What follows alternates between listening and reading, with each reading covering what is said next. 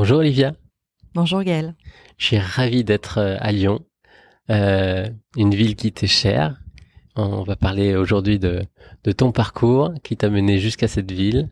Et on va parler, je crois, un peu plus aussi de, de, de ce mot, ville, de cette énergie qui te plaît, que tu cherches à approfondir de plus en plus actuellement. Euh, Est-ce que, avant de parcourir et de plonger dans ton aventure, tu pourrais te présenter? J'aime bien savoir comment toi tu vas te présenter.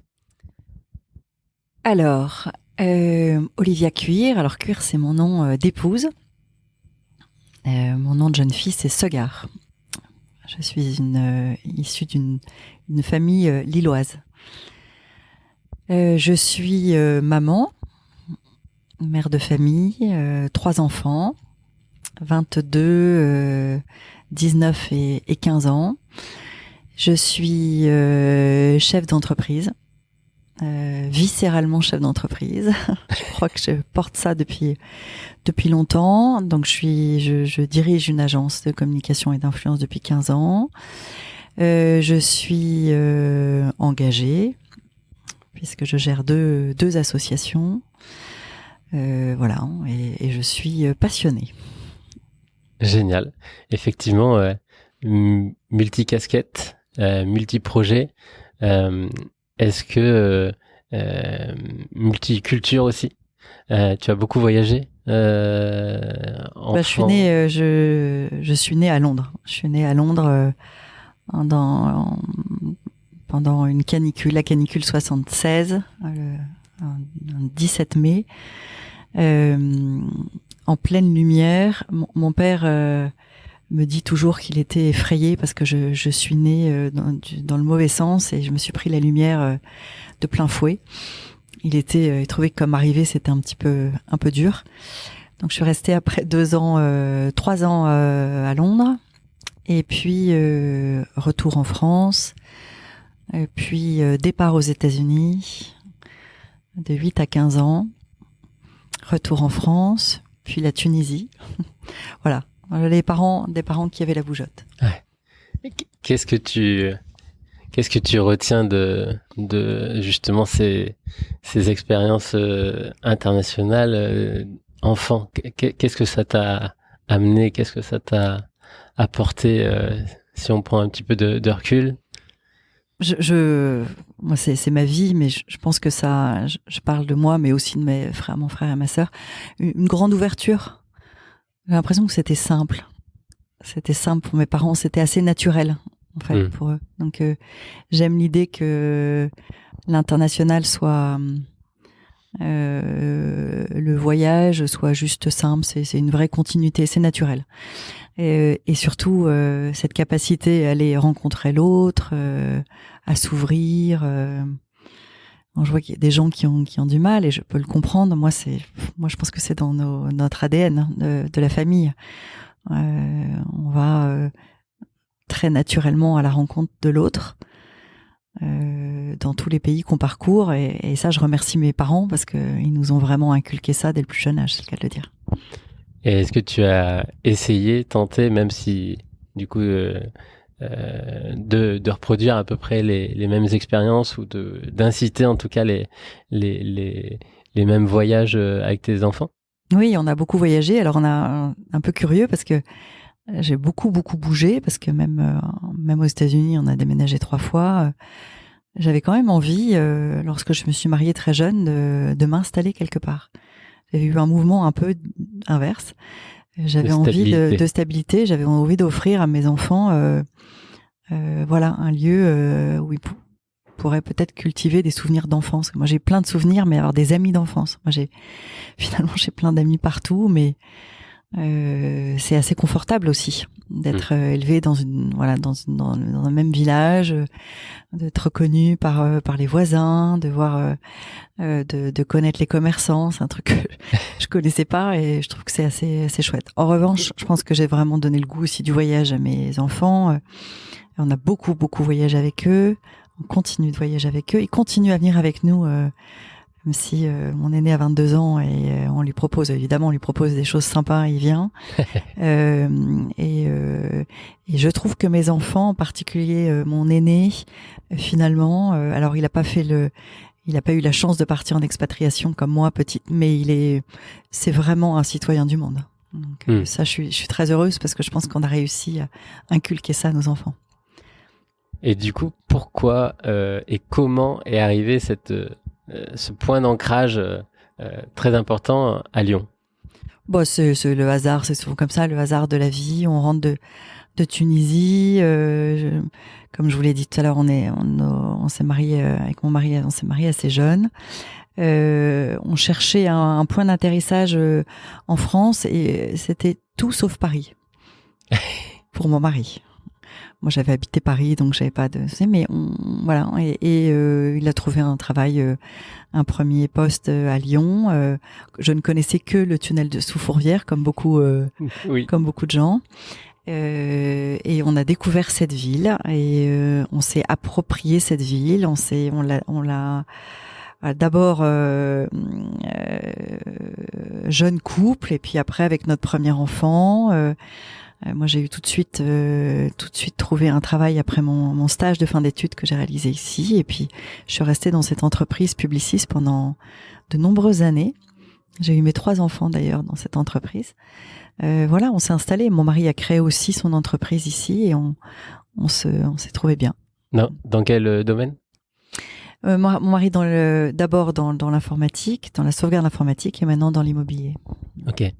Et justement, comment on s'approprie, comment on découvre une ville? Comment on découvre une ville? Je dirais que d'abord on découvre son quartier. Je me souviens que j'ai atterri dans le 6e limite Villeurbanne. J'avais pas de voiture. Je faisais tout à pied. Je prenais beaucoup les transports en commun, évidemment. Et j'ai toujours, moi je suis toujours curieuse. Je regarde. Je vois, d'ailleurs, ça m'amuse parce que je regarde toujours. Il y a des gens qui avancent, qui font toujours le même chemin, qui ont la tête baissée ou sur les écrans. Clairement, ouais, ou sur les écrans. Mais avant, c'était pas trop les écrans, mais finalement très concentrés sur leur parcours et peu dans l'interaction et tout. Et moi, je passais mon temps à regarder. Tiens, hier, j'ai pas vu ça. Je découvre ça. Je découvre cette couleur et tout. Donc, je pense que j'ai un œil très aiguisé par rapport à ça depuis toujours. Mais ça, c'est mes parents. J'ai une grand-mère qui est comme ça, qui s'extasie sur tout le temps. Il paraît que maintenant je fais la même chose. Donc mes enfants, ça énerve parfois mes enfants. Mais j'ai beaucoup à pied, voilà, beaucoup avec la marche. Ouais. Et puis donc j'ai beaucoup aimé déjà la proximité avec ce parc. J'étais pas très loin du parc de la Tête d'Or. Et je me suis dit, c'est quand même géant d'avoir le Central Park lyonnais. Voilà. Et puis découvert aussi, je pense que c'est important à Lyon de comprendre. Au début, on a du mal à comprendre la géographie de Lyon. Et à partir du moment où on comprend qu'il y a ce fleuve Rhône et son affluent, la Saône, et que finalement on arrive à une pointe de la confluence, ça nous permet aussi d'en comprendre les contours et de mieux se situer, de mieux se repérer, donc mieux l'appréhender. Donc je me souviens qu'on prenait on se baladait pas mal aussi sur les docks. Alors à l'époque ils n'étaient pas encore réaménagés. Maintenant c'est quand même juste un bonheur de prendre un vélo et d'aller se balader là-bas. Suivre les berges. Ouais. Et souvent, quand on invite des gens à Lyon pour comprendre Lyon, soit on va en haut de la colline de Fourvière. Donc, c'est toujours intéressant d'aller sur l'esplanade de Fourvière pour avoir une vision globale, pour mieux se repérer. Et quand on a compris aussi les contours de la ville, on peut mieux l'appréhender. Donc, il y a ça, ou alors suivre, effectivement, longer le Rhône et la Saône. Je pense que c'est déjà pas mal. Ouais. Pour suivre un petit peu tous les quartiers. Génial, déjà, ça pique la curiosité pour ceux qui connaissent pas Lyon. Et donc, ce début de carrière, cette progression chez Publicis, qu'est-ce que tu en retires aujourd'hui? J'étais consciente que j'avais beaucoup de chance d'être dans cette entreprise, dans cette très grande entreprise française de publicité et de communication. J'ai tout appris là-bas. Je sortais d'un long stage aussi TF1, qui était intéressant, mais dans un environnement pas très bienveillant, parce que La télé. Testostérone, Alors non, là c'est un environnement plutôt féminin, mais pas bienveillant. Et comme ok. ça m'a marqué d'ailleurs. Crépage Ça m'a vraiment marqué. Je fais très attention maintenant dans mes recrutements aussi, c'est que nous on est dans un environnement très féminin, mais vraiment il y a pas il y a de la douceur. Il y a beaucoup de douceur et puis voilà, c'est des belles belles et pas du tout chippie. TF1 c'était complexe. Enfin c'était il y a 25 ans, donc ça a certainement changé. Mais je trouvais que c'était un environnement très dur. Publicis, je sentais que j'allais pouvoir faire plein de choses. Et toucher aussi, travailler avec des clients importants. L'avantage de travailler avec des grands comptes comme ça, c'est qu'on a la possibilité de voir beaucoup de choses, de voir plein de situations différentes et pouvoir travailler. Alors moi, j'étais vraiment dans ce qu'on appelle les relations presse, relations publiques. Mais quand on travaille sur des grands comptes, on a la possibilité de travailler avec d'autres services, d'autres pôles. Donc j'ai vraiment découvert le spectre large de la communication. Ça m'a beaucoup aidé d'ailleurs et ça m'a donné beaucoup de confiance pour créer mon entreprise après. Parce que j'avais bien conscience que les RP n'étaient finalement qu'un levier, qu'un outil, mais que évidemment on devait travailler une stratégie globale et voilà, être dans cette transversalité. Et ce qui était chouette aussi dans cette entreprise, c'est que parfois on pouvait être pilote d'un dossier global, c'est-à-dire les relations presse pouvaient piloter un dossier et aller chercher les autres compétences. Donc quand on pilote un dossier transversal, on apprend vite. Ouais. Donc une super école. Voilà, j'avais beaucoup de responsabilités. On pouvait travailler aussi avec Paris. On a beaucoup travaillé avec Publicis Paris. Ça, c'était quand même juste génial. Je me suis créé un réseau assez important. Voilà. Mais après, je suis restée quand même 10 ans dans cette entreprise, mais avec l'envie de créer. J'avais toujours ça en tête, parce que je viens d'une famille d'entrepreneurs depuis des générations. Je savais qu'un jour, je partirais pour créer mon entreprise. Donc, je pense que dans j'étais là en recherche d'expérience et je voulais acquérir un maximum de compétences pour être un jour autonome et pouvoir me lancer à mon tour. Et c'est quoi du coup est-ce qu'il y a eu un déclic? Est-ce que tu as senti que c'était un élan, un moment, une situation? Quel est une grossesse. Une grossesse. J'avais deux garçons et puis ma fille bien après. Et dans ma tête, depuis quelques années, je me disais le jour où je tombe enceinte de mon 3e enfant, je lance mon entreprise. Et j'ai créé les deux en même temps.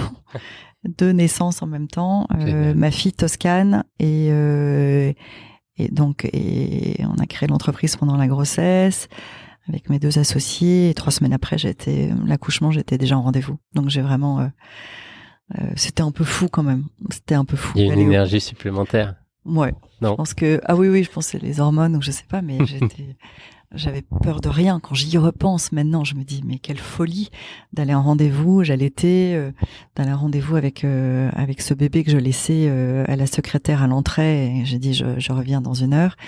Et bon voilà, ça marchait. Je suis jeune aussi. Hein. C'est aussi l'avantage d'avoir des enfants très jeunes, 24, 27 et 30 ans, 31 ans. C'est qu'il y a peut-être un peu cette insouciance. Mais bon, les enfants s'adaptent. Hein. Les enfants s'adaptent et ça s'est très bien passé. Toujours. Ouais. Contexte familial. Ouais. Exactement. Ça a bien fonctionné. Et puis j'avais une jeune fille au père chez moi. J'étais élevée par des jeunes filles au père, enfants. Donc j'ai reproduit le même schéma avec justement des jeunes femmes qui arrivaient de Pologne, après de Colombie, du Mexique pendant 14 ans. Extraordinaire, une expérience absolument géniale, mais j'avais toute confiance. Je faisais partie de la famille, parce que l'engagement, quand on intègre une jeune fille au père chez soi, c'est qu'évidemment on lui apprend la langue, mais toute une culture aussi, en échange de services et évidemment d'une rémunération. Mais à ce moment-là, la naissance de ma fille et la création de l'entreprise, j'avais une jeune fille au père polonaise qui était déjà à la maison depuis 2 ans. Et on a fait une super équipe, toutes les deux. C'est-à-dire que j'ai réussi vraiment j'ai eu zéro frustration par rapport à ma fille. Elle était là quand il fallait pour me soulager, pour que je puisse rapidement développer mon entreprise et en même temps me laisser ma fille au bon moment pour que je puisse développer un super relationnel avec mon bébé tout petit, quoi. Donc c'était important. Oui, du coup, si on en revient au début, tu amenais les cultures et les voyages à la maison. Ah oui, ça c'est le moins qu'on puisse dire. Ouais, ouais. On a vraiment, on a voyagé en fait pendant 14 ans avec toutes ces jeunes filles. Et contrairement à parfois, ces jeunes filles sont pas très bien accueillies dans les familles. Moi, j'avais eu le souvenir de ma maman qui est non pas méprisée, mais bon, c'est la bonne à tout faire, quoi. Non. Moi, c'était pas ça. C'était très encadré. Elle avait évidemment un nombre d'heures max. Elle faisait 25 ou 30 heures. Hein, je crois que c'est le nombre d'heures légal. Et après, elle faisait partie de la famille. C'est-à-dire que le week-end, elle était invitée chez moi. C'est comme si j'avais une nièce à la maison. Donc il y a forcément beaucoup d'affection. Je me souviens que j'allais faire des courses, je faisais des courses aussi pour elle. Oui.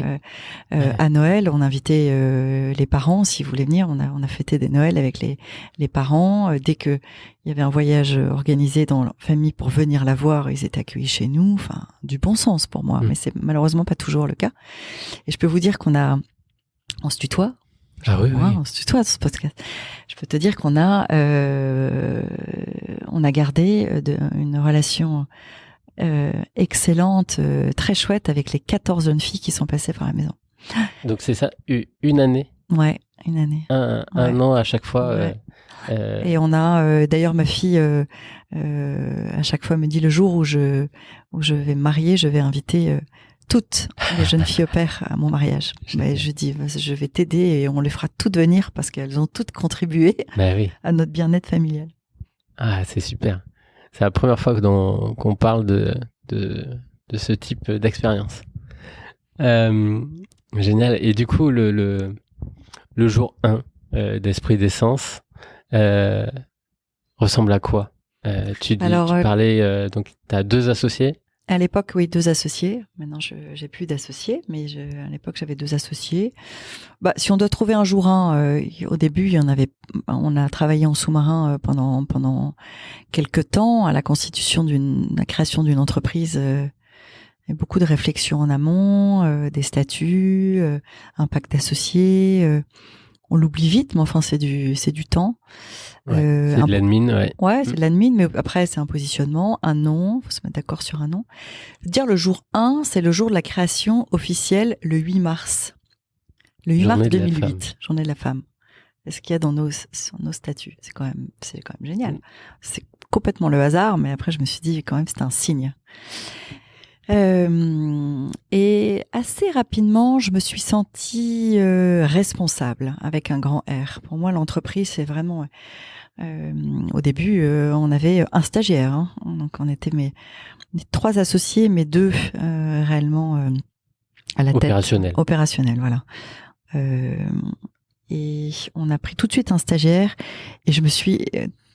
tout de suite senti investi d'une mission. Je savais qu'on irait loin. Je crois que dans ma tête, j'avais ça depuis toujours. Comme j'avais vu mes parents créer, se casser la figure, recréer. Voilà, je me suis dit, j'ai vraiment ça dans mes gènes et j'ai envie de faire ça. Je suis faite pour être à la tête d'une entreprise, mais qui était vraiment une micro-entreprise à l'origine. Et ce positionnement, quelle est la différence? Qu'est-ce que tu voulais apporter de différent? Alors, je voulais une agence de communication globale. Je te l'ai dit tout à l'heure. Bien sûr, j'avais une expertise très importante. C'est très très bien mon métier des relations presse. Je savais très bien ce que je voulais faire de ce métier des relations presse, relations publiques. Mais je voulais tout de suite avoir un positionnement plus large pour accompagner l'entreprise dans sa globalité. Et je savais que je voulais aussi accompagner des plus petites entreprises, des TPE, des PME, des entreprises, parce que ce qui m'intéressait, ce que j'avais envie, c'est de travailler avec la dirigeante ou les dirigeants, ceux qui avaient vraiment les manettes. ceux qui... Ce qui a été compliqué chez Publicis. Chez Publicis, c'est compliqué parce que la frustration, c'est de groupes. Jamais avoir la mesure d'impact de ce que tu fais. T'as jamais ce retour-là. Alors, moi, j'ai fait beaucoup ce travail, essayer de mesurer l'impact de mes actions, mais honnêtement, oui, mais c'est très compliqué de calculer l'impact sur la notoriété, sur le chiffre d'affaires. Bon, voilà. Donc, c'est beaucoup plus intéressant de travailler avec des PME parce que là, on sent bien que c'est concret. Ouais. Et puis surtout, c'est hyper stratégique. Ils comptent sur nous, quoi. C'est très stratégique vraiment pour le développement de leur entreprise. Donc là, on rentre vraiment dans la stratégie de développement d'une entreprise et on apporte des solutions concrètes et on arrive à mesurer ensemble l'impact et pouvoir après se refixer les bons objectifs. C'est un bonheur. On voit effectivement je te comprends très bien sur cette cible qu'on affectionne particulièrement et on comprend mois après mois le développement et l'impact de ce qui est mis en place précédemment. Bien sûr, c'est une approche beaucoup plus fine des choses et puis ça fait souvent grandir le ou la chef d'entreprise. En fait, c'est très satisfaisant, comme diraient mes enfants.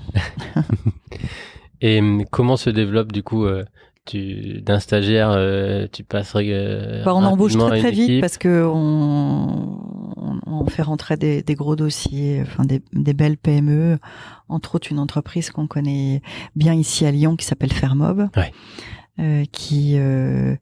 Qui conçoit, qui fabrique, qui distribue, qui vend du mobilier extérieur en France et dans le monde entier. Une belle entreprise. Très belle manufacture. Ouais, une belle manufacture, une entreprise avec une âme, avec une histoire très chouette, avec aussi un dirigeant extrêmement charismatique, avec du fond, une entreprise humaine. Je me suis dit, bon, c'est parfait, c'est ce que je veux. Du design, de l'international, tout ce que j'aime. De la couleur, de la gaieté, de la joie de vivre. Bonheur. Et je l'ai rencontré à Équipe Hôtel, peut-être quelques mois après la création de l'agence. Et là, je pense que c'est le gros démarrage. J'avais déjà des clients qui m'avaient suivi de chez Publicis, j'en avais au moins 3-4. Mais là, je me suis dit, tiens, ça, c'est un signe. Une entreprise comme ça qui me fait vraiment confiance, qui cherchait une entreprise à Lyon pour sa stratégie nationale et internationale, qui cherchait une entreprise en proximité. Je me suis dit, voilà, c'est des gens bien. Parce que beaucoup cherchent à Paris, parce qu'on pense qu'à Paris, on est mieux servi qu'en province. Non, on est à Lyon, il y a belle expertise et on sait travailler et rayonner. Voilà, donc ils ont fait ce choix-là et ça fait 15 ans qu'on travaille ensemble. Ils nous ont jamais quittés. Mais c'est le début de l'aventure parce que ils nous ont fait confiance. Ils ont toujours, c'était tout à fait évident pour le PDG de l'entreprise que les RP étaient centrales, hyper stratégiques. D'ailleurs, il dit souvent, c'est rigolo, il dit toujours que choisir entre un rendez-vous client avec un client, un journaliste, il choisit le journaliste. Je pense qu'il n'y a pas beaucoup de mes clients qui pourraient dire ça. Et donc, on a créé un truc génial en France et puis on les a accompagnés à l'international dans tout leur pays. C'est à ce moment-là que vient aussi, du coup, cette spécificité autour du design. Oui, clairement. Je pense qu'il y avait déjà une appétence forte.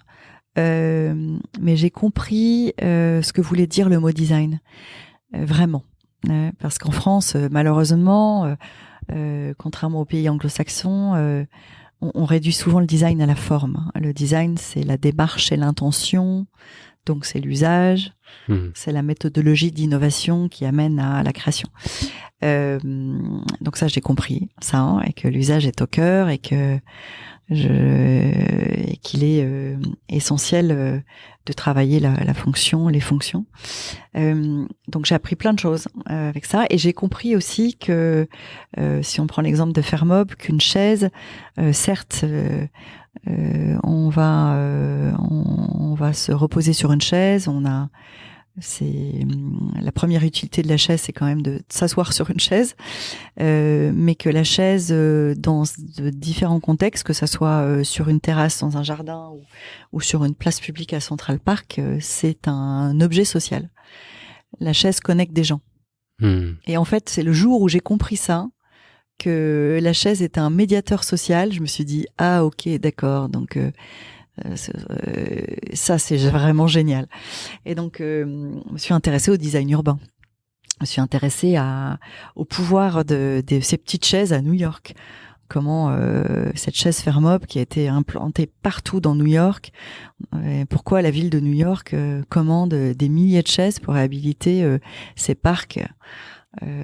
Évidemment, on a été sur place, on a emmené des journalistes sur place et on a compris, quoi.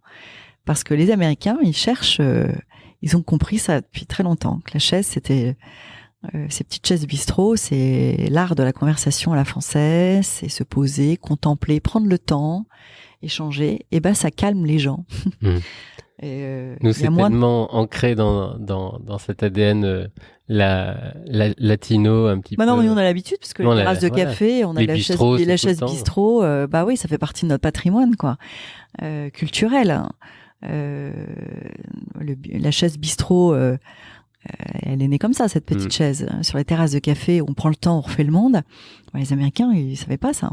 Il y a plein de pays dans le monde qui n'ont pas cette culture-là. Et en amenant ça, boum, ça a marché. Et eux, plutôt que de sceller les chaises, comme on fait en France, bêtement, pour pas les voler, et pour empêcher aussi, on met tout ce qu'il faut pour embêter les SDF s'y installer. Elles sont pas mobiles, hein, elles sont immobiles. Hein. Mais ce qui est très intéressant dans un parc, alors on pense qu'on peut pas le faire en France, mais je pense qu'on n'a jamais testé en fait. On l'a au Luxembourg et Luxembourg, ouais. Les chaises sont un peu lestées, hein. Compliqué de sortir avec une chaise Luxembourg comme ça, et de sortir d'un parc sans se faire repérer. Mais ça fonctionne. Et les gens se rassemblent, créent des groupes, parlent. J'ai une anecdote assez rigolote à New York sur la High Line, donc l'ancienne coulée verte, hein, l'ancienne voie ferroviaire qui a été transformée en coulée verte. Il y a on s'est rapproché d'une américaine.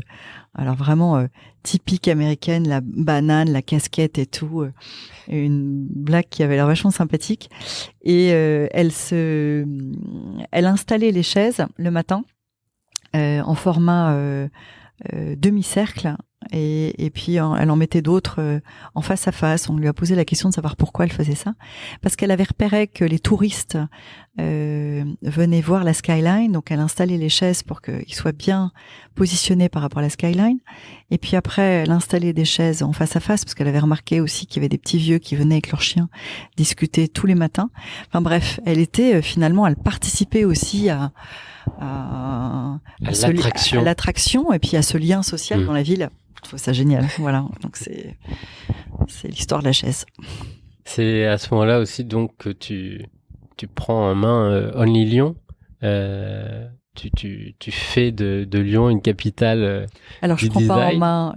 Non, tu crées en tout cas tes. Je prends pas. Alors Only Lyon, c'est la marque territoriale qui avec plein d'acteurs. Donc je suis pas à l'origine de ça, j'ai largement contribué, mais non, pas du tout. Mais j'ai en tout cas très très vite adhéré au projet et j'étais ambassadrice. Voilà. Ouais, je faisais partie des ambassadrices en Lyon au début. L'objectif c'était effectivement de parler de Lyon à l'international, d'avoir les oreilles bien ouvertes pour bien entendre aussi, pour faire venir aussi l'international à Lyon. À Lyon. Voilà, donc on était très nombreux, mais en tout cas ça m'a beaucoup travaillé après pour Only Lyon sur d'autres projets. La création d'un très beau showroom à Lyon, on a fait plein de choses. J'ai organisé les 15 ans d'Only Lyon très récemment ici à la Sucrière.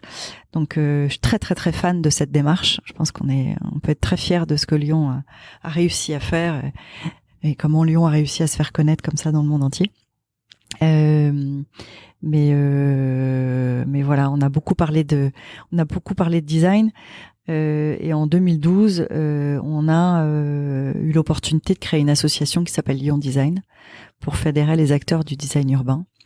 Voilà, donc c'est certainement partie de l'histoire de la chaise, mais évidemment ça va bien au-delà. Pour parler de tout le sensoriel de la ville, pour parler de tout ce qui nous sépare l'habitant du bâti, c'est-à-dire tout le reste, de l'éclairage des villes, de la place de la nature, de la place de l'eau, le mobilier urbain, le revêtement des sols, la signalétique, tout le reste. Parce que c'est contre-intuitif, on met souvent en opposition ville et nature, et quand on a envie quand on a trop de béton autour de nous, on se dit que bon, faut vite partir à la campagne et faire on oppose déplacement. Peut-être un peu trop les deux. Et c'est trop en fait radical comme opposition. Caricatural. Oui, parce que pour moi, déjà, je sais pas si tu sais, mais enfin, il y a 58% de la population mondiale qui vit dans un environnement urbain. On peut imaginer que sur ces 58%, il y a une grosse majorité dans le monde qui sont nés en ville et qui mourront en ville.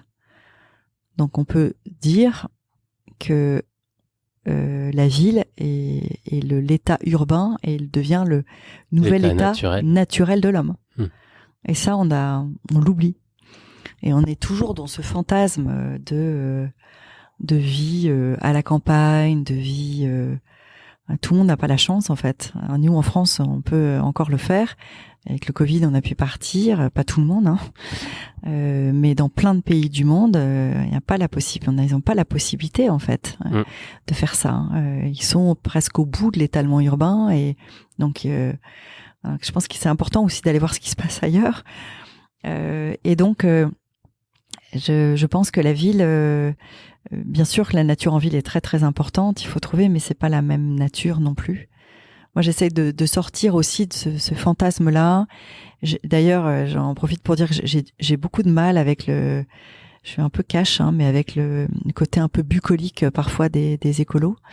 Mais comme j'ai beaucoup de mal aussi avec le côté smart, là, de cette fameuse smart city des technos de la ville, parce que franchement, data en ville, ça veut pas dire grand-chose aux gens. Et je pense ce qui est intéressant, par contre, c'est le ressenti de la ville. Je pense qu'il y a une ligne médiane, il y a autre chose, et qu'il y a un équilibre. On a besoin en fait de se sentir bien. Et parfois, on se sent bien dans un quartier qui est pas très beau.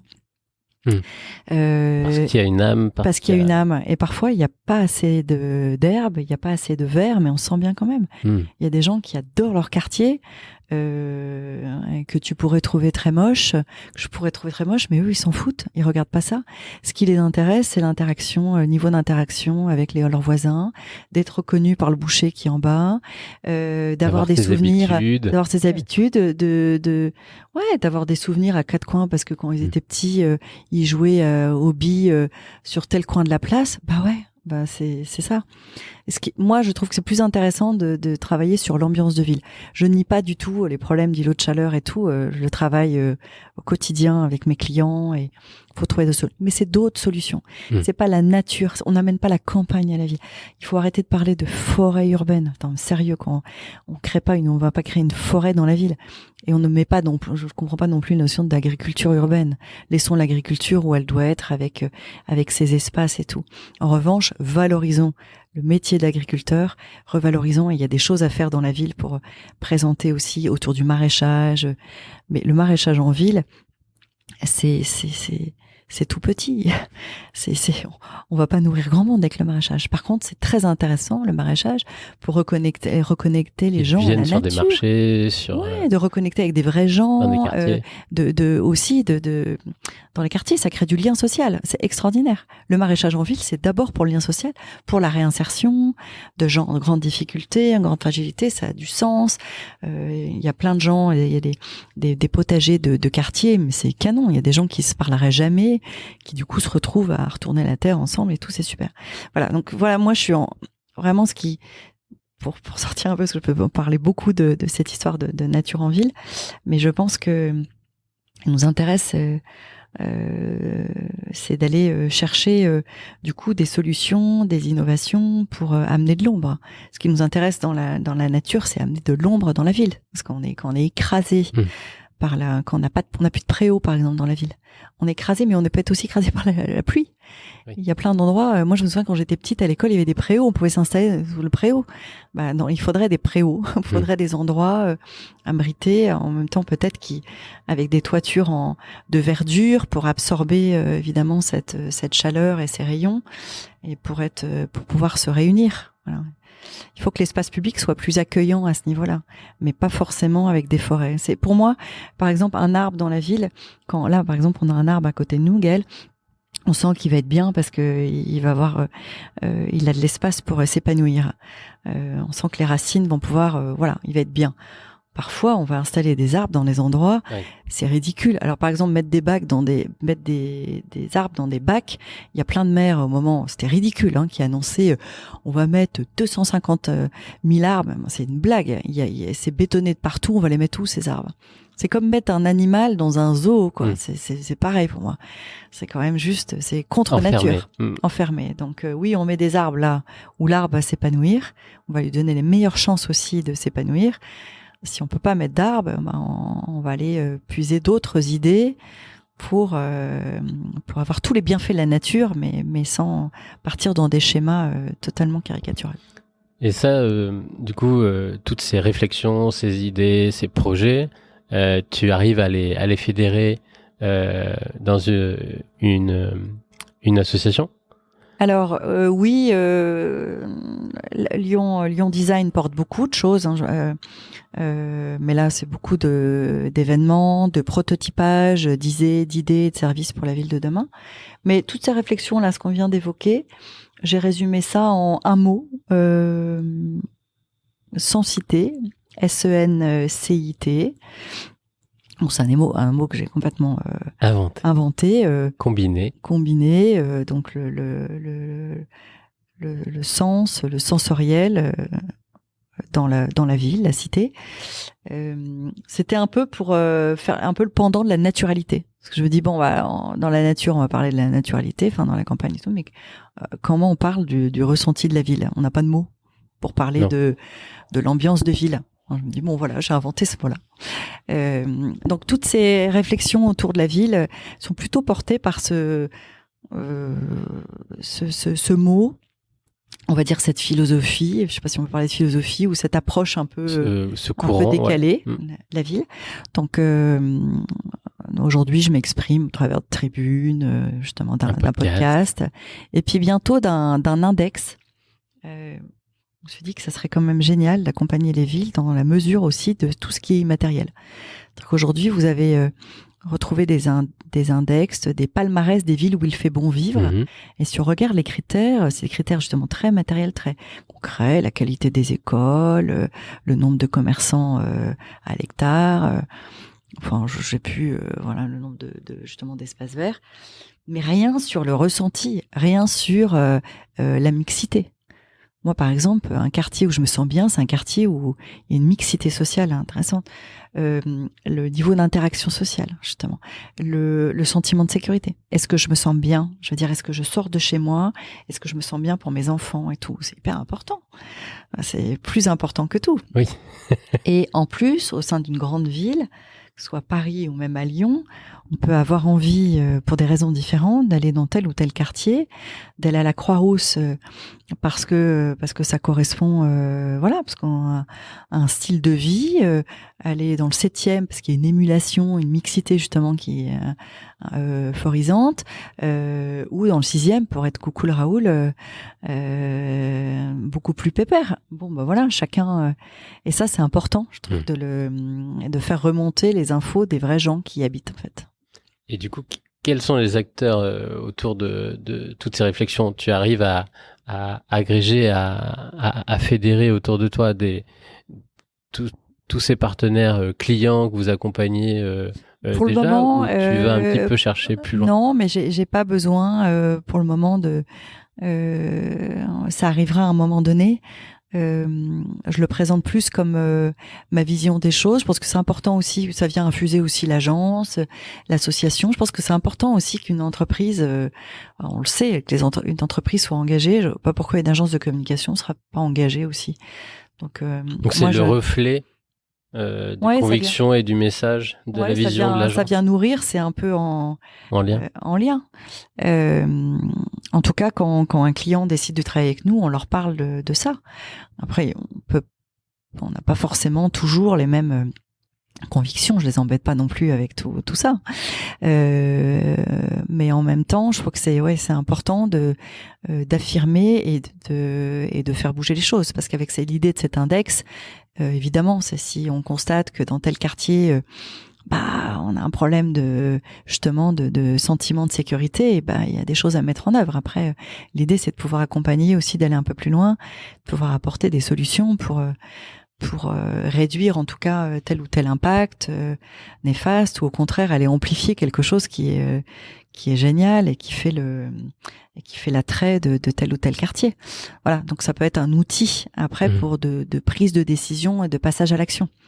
Voilà, donc des partenaires aujourd'hui, je dirais que potentiellement je pourrais en avoir plein autour, mais en tout cas sur Sensité, c'est une démarche personnelle qui maintenant qui rayonne de plus en plus. Voilà, j'embarque des gens comme ça. Et justement, du coup, pour pouvoir ou pour peut-être te permettre de lancer ces projets, ces associations, ces événements, comment tu as réussi à t'organiser, peut-être à recruter au sein de l'agence pour que tu sois un petit peu moins opérationnellement parlant oui, ça présente. c'est la clé. C'est la clé, c'est d'être bien entouré. Comment ça s'est construit? Je fais pas ça toute seule.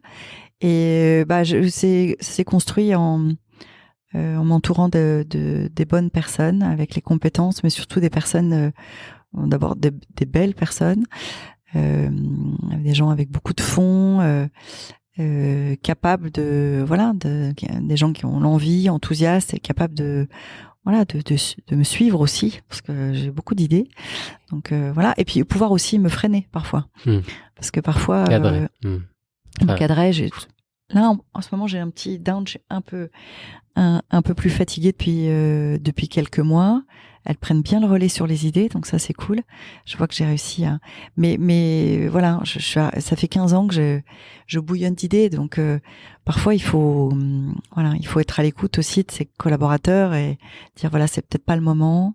Ça c'est génial, allez, on y va à fond, on est derrière toi, boum. Voilà, enfin en gros c'est mon équipe, j'ai une super équipe. Une super équipe au niveau de l'agence, était bien entourée aussi sur mon projet associatif Lyon Design, et puis sur Sensité, je me souviens très bien, je suis arrivée dans une période compliquée. Sensité, mes 2 boîtes sont quasiment en dépôt de bilan, parce que il faut savoir que Covid, pour une agence de communication avec 40% d'événementiel, ça a été catastrophique. Et c'était aussi le moment où j'ai eu envie d'écrire, de me poser les bonnes questions. Je suis rentrée, on s'est retrouvés en présentiel. Après le premier confinement, je leur ai parlé de cette idée de Sensité.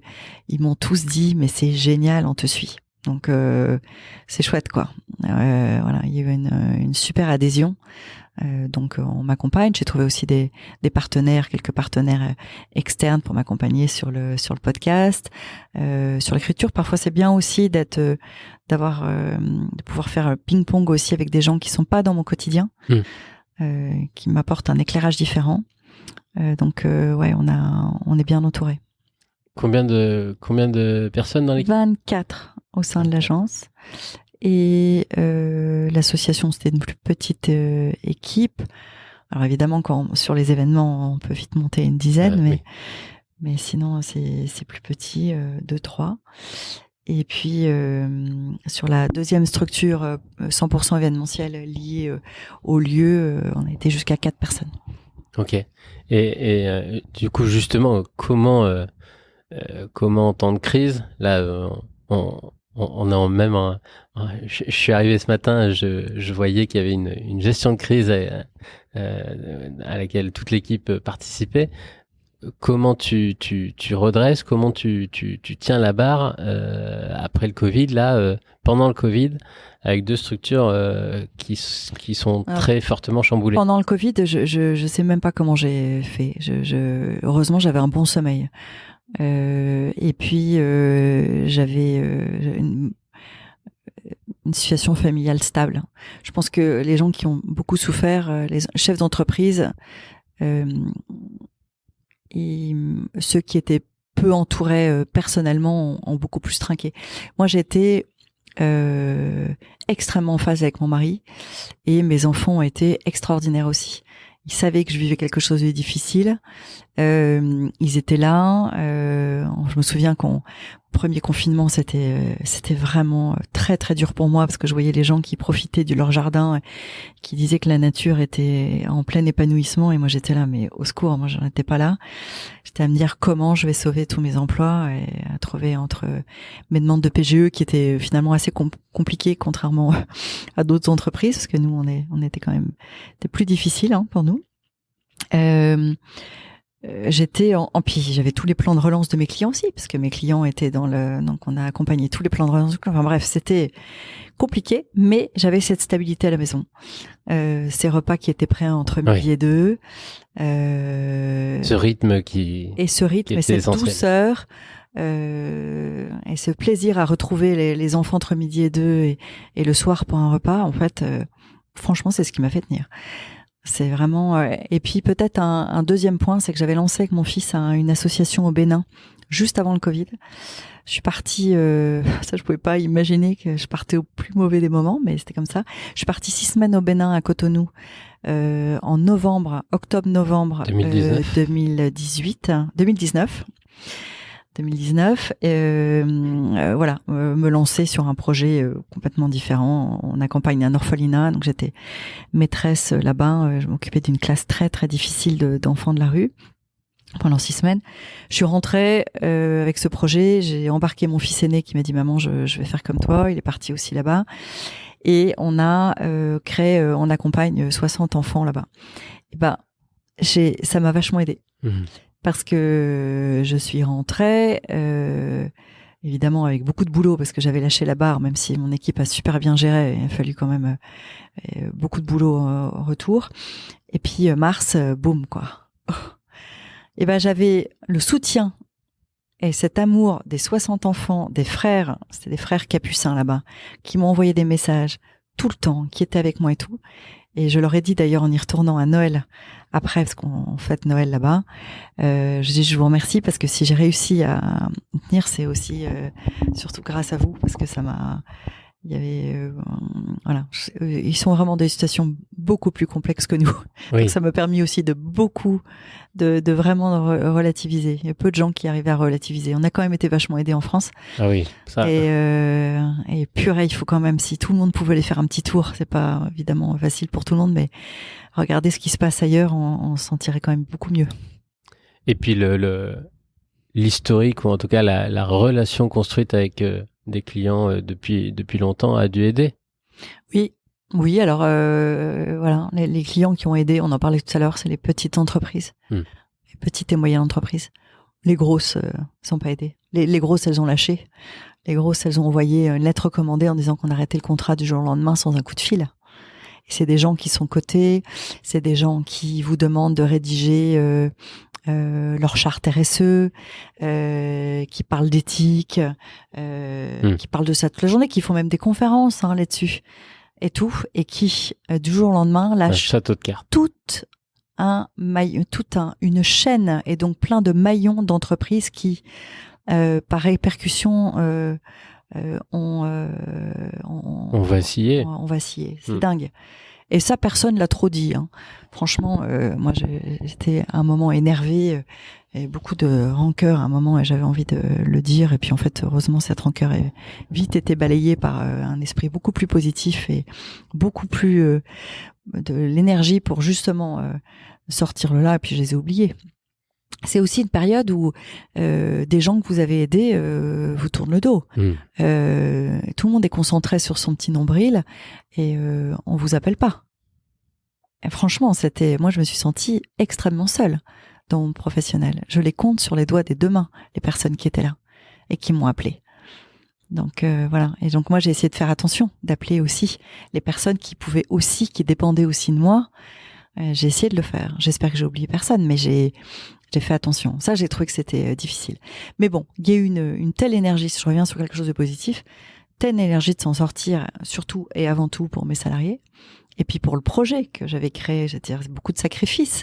Une entreprise, c'est beaucoup de nuits, de mauvaises nuits, c'est beaucoup de choses, quoi. Enfin, je veux dire, quand on met au monde un enfant au moment de voilà, j'ai pas été là, j'ai pas fait les sorties scolaires pendant 10 ans et tout ça. Puis là, je me dis ok, j'ai sacrifié tout ça et tout va se casser la figure à cause de ce putain, pardon, de virus de merde là qui met tout ça par terre. No way, quoi. Et en fait, ça m'a vraiment j'ai eu une énergie absolument incroyable. Voilà. Donc, je pense que j'ai réussi à embarquer toute mon équipe. Quelques-uns qui ont lâché l'aventure à la fin du premier confinement, mais je leur ai posé la question. Je me souviens très bien, je les ai tous réunis. Je leur ai dit, écoutez, ça tangue très fort. On est sur un bateau tous ensemble, ça tangue très fort, mais je vais vous dire un truc, ça va continuer à tanguer. Ça va être encore compliqué. Donc, soit vous êtes prêts à tenir la barre avec moi et vous verrez à un moment donné ça va se calmer, ça va être dingue. Mais si vous ne le sentez pas, et franchement je le comprends parce qu'en fait on n'est pas tous armés pour ça, et il y a des gens qui n'ont pas eu pour plein de raisons, l'expérience personnelle et plein de choses, n'étaient pas forcément armés pour vivre cette expérience. Ils sont venus me voir, je dis venez tout naturellement me voir et on s'arrête là. Et on a fait des ruptures, quelques ruptures, licenciements économiques, très peu. Et les gens, et ça s'est hyper bien passé parce que c'était, voilà, on est arrivé à la fin de l'aventure avec eux et on a gardé de très bonnes relations. C'est cool. Voilà. Là, on est aussi donc on est dans un lieu unique que tu as pensé, que tu as redonné vie, bientôt un déménagement, mais comment tu as pensé et quelle est l'aventure derrière ce lieu, Port-Rambaud? Port-Rambaud, c'est l'ancienne capitainerie du port de Lyon. C'est un lieu que j'avais pas trop regardé en fait, parce qu'il était, on le voyait pas, il était un peu délabré, il était au bout de ses docks, ouais.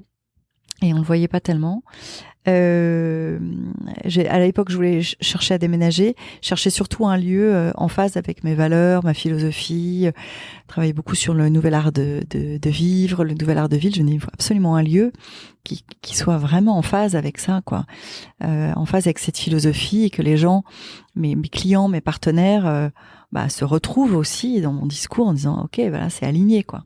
Chercher vraiment à m'aligner, en recherche de harmonie totale avec le lieu. Et moi, je suis à fond là-dedans, dans mon quartier, dans mon village de vacances, partout. Je suis toujours en recherche d'harmonie. Je me dis, il faut vraiment que j'attire aussi de nouveaux collaborateurs. Avec ce lieu.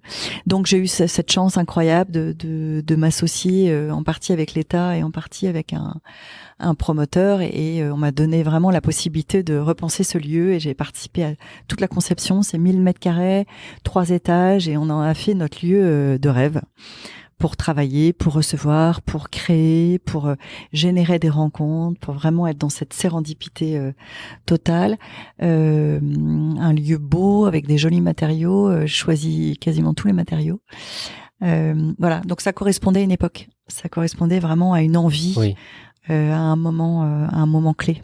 Un peu comme des quartiers nous attirent dans une ville ou des villes par rapport à des cycles de nos vies. Il y a des lieux qui correspondent aussi à la vie d'une entreprise, à des tailles, à des développements différents. Ouais, c'est sûr.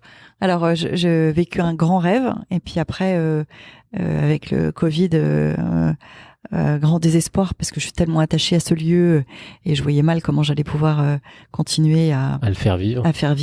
Donc j'ai jamais été vraiment dans la panique, mais je me dis il faut vraiment que je trouve une solution pour faire perdurer ce superbe outil.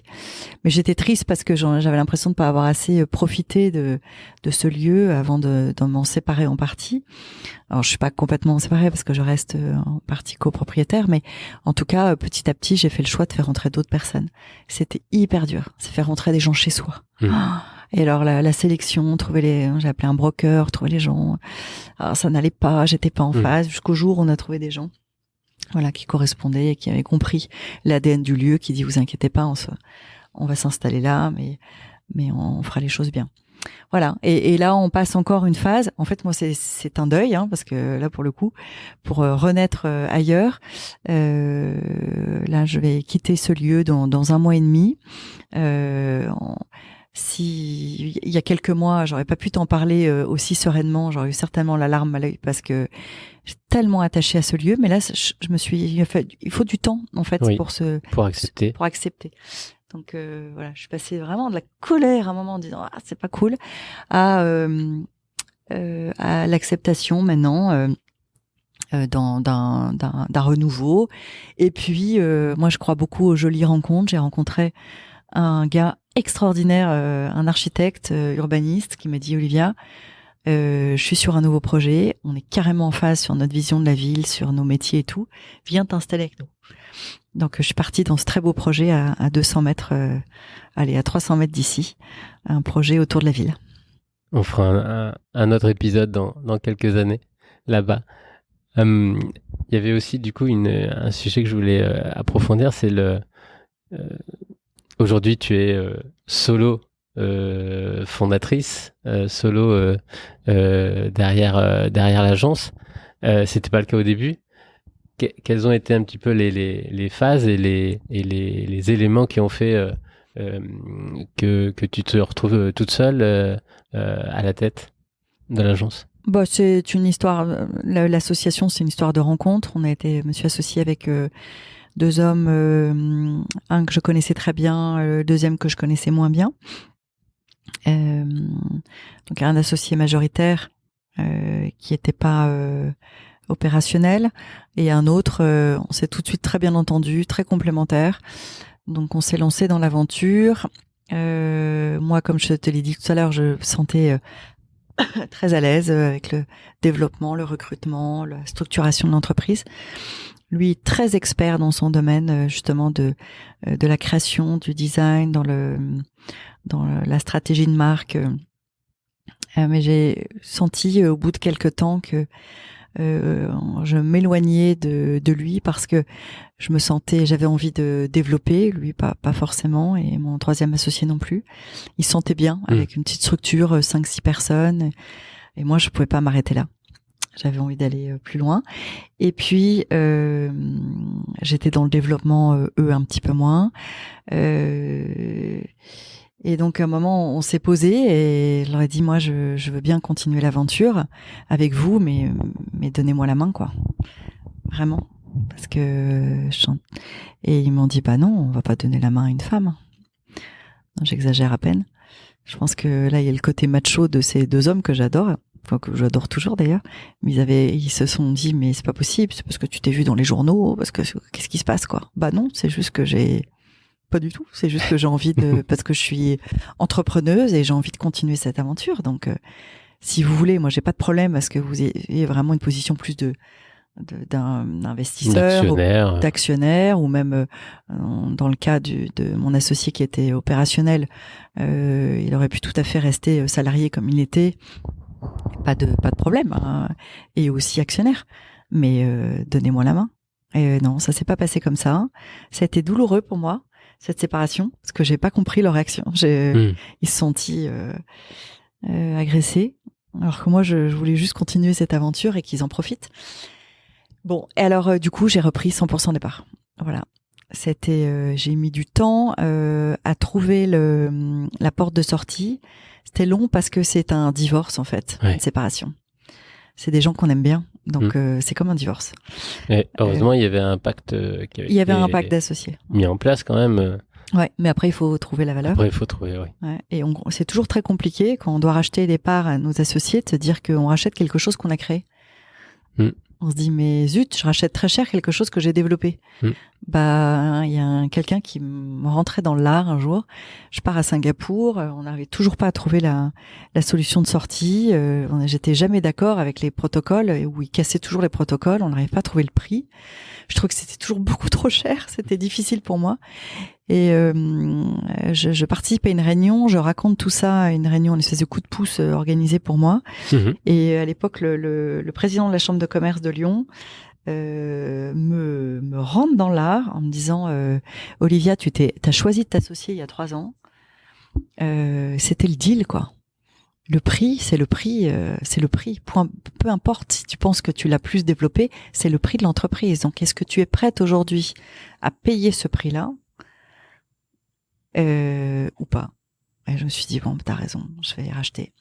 J'ai appelé mon mari de Singapour avec le décalage horaire. Je lui ai dit, rappelle l'avocat, tu dis que c'est bon, et j'ai racheté. Et là, j'ai plus jamais eu de rancœur, de machin, de trucs. Je dis, ok, je rachète, puis Ça met aussi, entre guillemets, un prix sur la partie que toi, tu avais. Ouais, et puis bon, puis Ça c'est valorise. vrai, en fait. C'est vrai. Il avait raison. Il y a aucune raison, en fait. Et donc, j'ai accepté. J'ai limite fait mon mea culpa. J'ai dit, ok, je vous achète. Je rembourserai. J'ai dû emprunter. C'est le deal. Très bien. J'ai fait ce choix-là avec vous il y a 3 ans. Je reste là-dedans. Génial.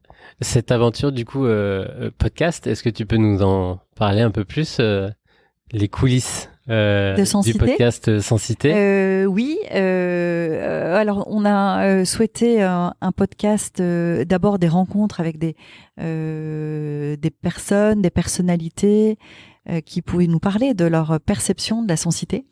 Donc de cette ville sensible, de ce quotient émotionnel. Et on a cherché des profils très différents. Donc de l'artiste en passant par l'architecte, designer, enfin tout, chef d'entreprise.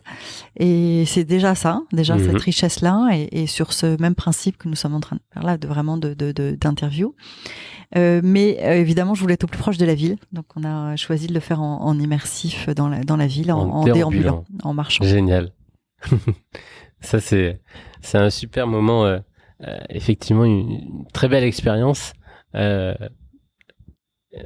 et de comprendre que vous marchez, que on se balade avec vous dans la discussion. C'est très très chouette. Donc tu l'as écouté? Ah oui, j'ai écouté. Ah, génial. J'ai écouté. L'un des premiers là, justement, vous étiez à mon avis pas très loin, à côté de l'ancienne prison. Oui. De Confluence. Oui, il y en a eu un qui était intéressant, c'était à Marseille aussi, dans le quartier Noailles, dans un quartier très vivant, donc il y avait beaucoup de bruit ambiant, avec Marc Aurel, le designer Marc Aurel, designer urbain. Ce que je trouvais absolument génial, c'est que bon, c'était tout début en Ramadan, donc avec une agitation dans la rue énorme, avec les vendeurs d'épices. On a l'impression d'être... moi, j'ai habité longtemps à Tunis. J'ai l'impression de me retrouver à Tunis. J'adore cette ambiance. Et donc, tous les deux, lui est né en Algérie aussi, donc il adore aussi le Maghreb. Et donc, on déambule dans ce quartier Noailles. On était interpellés par les vendeurs. Et puis, à la fin, une des dernières questions, c'est... Je lui pose la question de sa définition de la ville apaisée. Il me dit, la ville apaisée, c'est ici. Et je dis, tiens, c'est marrant parce que moi aussi, c'est ma ville apaisée. J'ai trouvé que c'était vraiment, il y avait une énergie, il y avait un truc, on sentait bien, quoi. Alors que certes, c'était extrêmement bruyant, mais enfin, en tout cas, c'était sa définition et je partage complètement sa vision. Pour réussir à combiner toutes ces casquettes, comment tu t'organises au quotidien ou à la semaine? Quels sont un petit peu les temps que tu alloues à chaque projet, et comment arrives-tu à combiner ou à suivre un petit peu tout ça? Je sais pas. Je sais pas. Encore une fois, je suis bien entourée, donc il y a des choses qui sont ancrées, il y a des rendez-vous qui sont ancrés. Donc ça, c'est important de se dire que nous, le lundi matin, je suis avec vraiment mon équipe de direction et on organise la semaine. J'ai des temps pour les responsables d'équipe, j'ai des temps pour mes assos, sachant que mon association pour le Bénin, c'est plus le week-end et le vendredi après-midi souvent. Après, je cache pas que j'ai toujours eu du mal quand même à trouver le bon équilibre. C'est-à-dire que j'ai envie de tout faire. J'ai envie d'être là pour tout le monde. J'ai envie de rencontrer encore des gens entre midi et 2. Beaucoup de clients, mais aussi donc en fait je suis très très occupée. Mais là, quelques alertes aussi de santé depuis quelques mois. je sais que je dois faire un peu autrement. Donc je peux pas. Là, on est dans un discours de vérité quand même. Je suis vraiment pas Wonder Woman, loin de là. Je sais pas tout faire et donc je dois faire des choix et donc il faut poser des priorités. Vachement de mal aussi à gérer ça parce que pour moi tout est important. J'ai du mal à me dire ça c'est plus important. En vrai non. Mais ça c'est plus urgent. Mais est-ce que c'est plus important? Non. Enfin, non. Moi c'est ce moment-là ensemble c'est pas bon c'était pas urgent mais c'est important. Donc oui je pourrais aller gérer mon urgence là avec mon équipe. Bon, on a du coup décalé notre podcast pour que je puisse gérer. Je vais reprendre juste après. Mais bon, je suis là. L'instant présent est important. Et je sais que c'est important parce que cet échange-là que nous avons maintenant va me permettre je serai peut-être plus sereine après. Je vais relativiser et je serai peut-être beaucoup plus efficace sur la réunion d'après. Voilà. Donc ça, j'essaye d'expliquer ça aux gens aussi. Beaucoup de gens essayent de mettre les priorités. Enfin, c'est pas forcément toujours les bonnes priorités. Au bon endroit, oui. Bon endroit. La priorité d'argent, pour moi, business, c'est pas toujours la bonne priorité, par exemple. Moi, mon bien-être passe avant le bien-être de mes salariés passe avant tout. Donc, évidemment, il faut trouver l'équilibre. Une entreprise doit être rentable, sinon c'est pas une entreprise. Il faut qu'elle soit profitable. Mais voilà, parfois il y a des choix à faire. Et l'humain passe avant tout. Donc lundi matin, vendredi après-midi, et après... Alors là, j'ai pris une résolution depuis... je sais bien de l'exprimer comme ça au travers d'un podcast. On s'engage. On s'engage. Peut-être que je vais arriver à l'ancrer. Décider à partir du 1er janvier de cette année de réserver mon vendredi à une journée que j'ai appelée dans mon agenda, je peux te montrer, qui s'appelle respiration, inspiration. Voilà, elle s'appelle comme ça, journée inspiration. Bon, malheureusement, il y a toujours quelques urgences pour le coup qui arrivent. C'est pas grave, je les accepte. Voilà. Si on a quelques-unes. Si on a quelques-unes, c'est pas très grave. Mais c'est une journée pour moi pour développer ma créativité, parce que pour faire nos métiers, ton métier, le mien et tout, il faut être très très très à l'écoute du monde et de ce qui se passe. Donc, je dois continuer à lire. À te nourrir. À me nourrir. Je dois rencontrer des personnes inspirantes comme toi. Je dois donc déjeuner avec des personnes comme ça, sans but précis de je discute avec telle personne parce que derrière je sais que je vais avoir tel contrat. Non, juste dans on échange, on partage, on va en profondeur et tout. Derrière, toujours plein d'idées. Aller voir une expo. En ce moment, il y a une expo au Institut du Monde Arabe que je vais absolument aller voir. Bon, c'est pas grave, je voulais y aller vendredi, j'irai une autre fois, autour de la soie, de la couleur, et je sais que derrière ça va me donner plein d'idées, ça peut me donner une idée, faire émerger une idée autour de la scénographie d'un prochain événement, ça peut être la rencontre avec un designer, avec des partenaires, ce qu'on a fait ce matin ensemble, de pouvoir développer, essayer d'imaginer des contenus un peu différents. Voilà, enfin c'est hyper important de lire, de continuer mes écrits sur Sensité. Voilà, et puis parfois de partir un peu plus tôt en week-end pour pas être crevé le samedi soir parce que j'ai fait tout ce que j'ai pas eu le temps de faire Enfin, ça peut être ça aussi. Peu encore, mais ça arrivera. Ça c'est clair que c'est l'une des clés importantes et merci de le partager parce que on pourrait se dire que avec ton expérience, toutes ces casquettes, c'est un sujet qui est déjà depuis longtemps, on va dire bien établi, bien. Mais non, c'est tout le temps. Tout le temps. Et puis, comme on se disait aussi tout à l'heure, on parlait des lieux qui changent en fonction de la maturité d'un projet, de comment de notre propre maturité par rapport aux choses. Mes enfants n'ont pas les mêmes besoins aujourd'hui que quand ils étaient petits. Sûr. Aujourd'hui, avant, j'étais jamais là le soir. Jamais là, j'étais toujours sur des événements. Les enfants se couchaient tôt. Maintenant, les ados, les ados veulent parler. À quelle heure ils se pointent dans la chambre? À 10h du soir, 10h30, 11h. Ils se pointent dans la chambre pour dire maman, il faut que je te raconte ça. Ils vont pas venir à 20h, ils vont pas t'appeler en pleine journée. Donc parfois, il faut que je sois là. Donc maintenant, je dois être là plus le soir. voilà, au moins 1 à 2 fois par semaine. Ils disent, ah tiens, maman est là, ils me disent que t'es là ce soir. Et même si ils ne sont pas en demande, ça les rassure de savoir que je suis ça. Et c'est peut-être plus rassurant à cet âge-là que quand ils sont bébés. Donc voilà, en fait, c'est vraiment, il faut s'adapter aussi à un contexte. J'ai aussi plus âgée, et là, je suis peut-être plus fatiguée. Je me fatigue un peu plus parce qu'avant, je pouvais enchaîner des soirées tous les soirs. Je dois reconnaître que je peux plus faire ça. Et j'ai que 47 ans, mais j'ai pas non plus envie de m'éteindre trop vite. J'ai envie de profiter de la vie. J'ai envie de profiter de d'une vie après le travail extrêmement riche, parce que comme je suis beaucoup dans l'associatif, j'aimerais consacrer ma vie, je veux dire, après 60 ans à l'associatif, donc je vais avoir du jus quoi pour le faire. Alors si je prends pas le jus maintenant, si je le préserve pas, je sais pas dans quel état je vais arriver à 60 ans. Donc c'est toute cette histoire d'équilibre. J'ai absolument pas les réponses, mais je teste des choses. Au moins tu sais que t'es consciente. Alors la prise de conscience, elle est là. Je suis pas encore complètement j'ai pas encore trouvé là où les solutions pour trouver cet équilibre. Voilà. Ouais. Je suis en quête. Merci beaucoup d'avoir vraiment partagé et ouvert, on va dire, le capot de l'agence, de toutes ces casquettes. Encore quelques petites questions, du coup un petit peu annexes au podcast.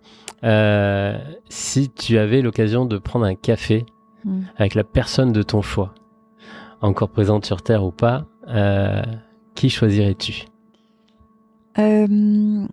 Alors, je vais donner plein de gens en fait, plein de personnes. Une table ronde. J'en ai parlé. Non, c'est rigolo parce que j'ai parlé de ça avec ma fille hier. Je lui ai posé la question et elle me disait Simone Veil. Elle a 15 ans, elle est hyper féministe. Elle a féministe d'aujourd'hui. Hein, et je lui dis mais moi aussi quoi. J'adorais parce que j'ai plein de questions à lui poser. Et il se trouve que je suis partie. Son biopic. Alors, je l'ai pas vu. J'ai envoyé ma fille et ses copines parce que j'ai emmené ma fille à Auschwitz là en décembre avec 200 femmes. On est parti là-bas, c'était extraordinaire. Et donc je voulais que ma fille, j'ai pas pu y aller avec elle. Je voulais que ma fille voie le film avant. Et ça l'a vachement. Elle était complètement transformée. Enfin, elle a adoré. Voilà, c'est pas que je suis particulièrement féministe, mais je pense que c'est important aussi. Je suis quand même pas mal engagée sur ces sujets de valoriser, d'aider les femmes à s'émanciper et à prendre une place dans le débat public. Donc ça, j'aimerais lui poser des questions sur comment elle voit les choses aujourd'hui. Barack Obama, j'adore, parce que j'admire ce gars. Ouais. Et puis que j'ai écouté récemment son podcast avec Springsteen. Je sais pas si tu as écouté. Il faut prendre du temps. Je l'écoute souvent dans la voiture. J'ai écouté sa bio, moi, en livre audio. Ah oui. C'était incroyable. Incroyable. Bah là, avec 30 heures de voix non, mais en accéléré, mais ça bon. Ça m'étonne pas. J'aimerais trop je vais le faire, je vais l'écouter. Mais là, donc là, cette série de podcasts avec Bruce Springsteen qui raconte l'histoire des États-Unis, avec leur double regard, mais c'est juste géant. Et je me suis dit, mais ce gars est vraiment topissime. Je sais pas si c'était le meilleur président des États-Unis, mais en tout cas, la personne est géante. J'adore.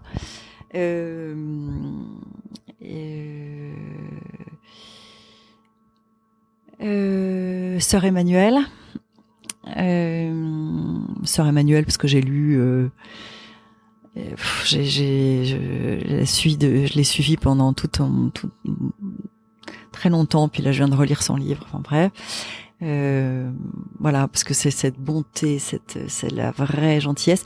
Oui, parce que j'ai un truc avec la gentillesse, je voudrais réhabiliter ce mot de gentillesse. J'en ai marre quand les gens disent elle est gentille, il y a côté un peu méprisant du gentil. Bah non, c'est vrai. La gentillesse, c'est extraordinaire, quoi. Il faudrait faire vraiment, je sais pas s'il y a une journée de la gentillesse.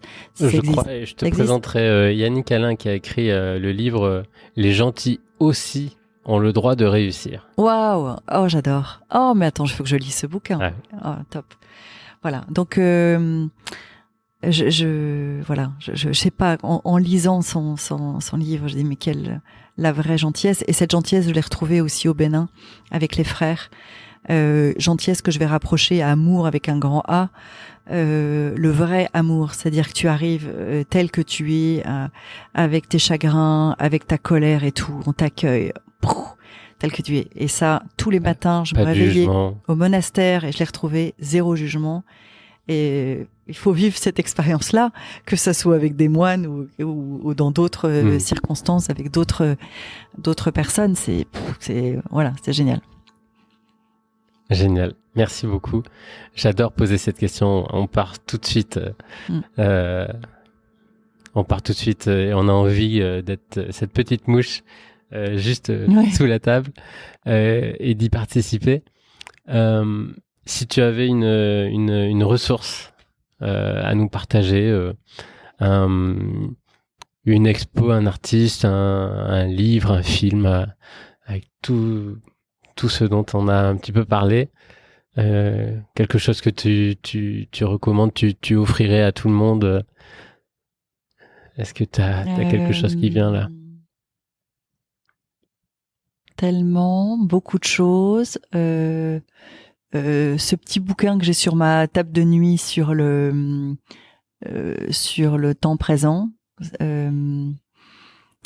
Le pouvoir du moment présent. Le pouvoir du temps présent, du moment présent, que j'ai et que j'ouvre, en fait, qui ne se lit pas vraiment, mais qui s'ouvre un peu au hasard comme ça. Et c'était un ami qui me l'avait, un couple d'amis qui me l'a offert, et je pense qu'ils me l'ont offert vraiment au bon moment. Et c'était le début d'une vraie réflexion pour moi, parce que c'est vachement dur, très dur, d'essayer de sortir de la matrice, sortir de la nostalgie, et sortir de l'angoisse du futur. Et très très dur d'arrêter le cerveau et de juste se dire, très dur et en même temps très simple si on a compris les ressorts du truc, de se dire je suis là, et en fait ce moment est génial, et surtout de comprendre que si on profite plus de l'instant présent, du coup le truc d'après ça va être vachement génial, et puis que ça sert à rien de ressasser le passé parce que c'est fait, c'est terminé, et il y a plein de choses géniales qui arrivent après. Voilà. Allez, j'ai certainement d'autres choses, mais je pense parce que je suis tombée dessus encore sur ma table de nuit hier, et c'est une mécanique, effectivement. À qui aimerais-tu tendre ton micro? Qui aimerais-tu écouter derrière Aventure Humaine? À qui un prochain invité? Ouais. Qu'est-ce que tu inviterais si tu étais à ma place?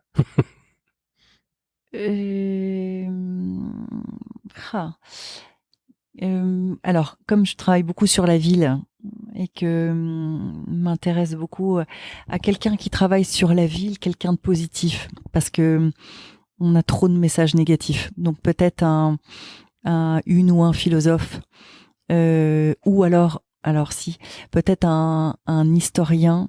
Ah voilà, un historien, par exemple, à quelqu'un qui s'appelle Didier Replin, un historien des monuments de France qui connaît toute notre histoire, mais qui est pas dans le côté c'était mieux avant, qui nous explique que chaque période est à réinventer, évidemment sur la base, sur une terre, sur une histoire, mais que il ne faut pas vouloir forcément ni tout raser, ni être dans cette nostalgie, mais que c'est des cycles, voilà, et que on a le pouvoir, on a l'intelligence collective et le pouvoir aussi de se réinventer pour du bien. Voilà, il est incroyable. Si tu arrives à l'interviewer un jour, c'est un homme.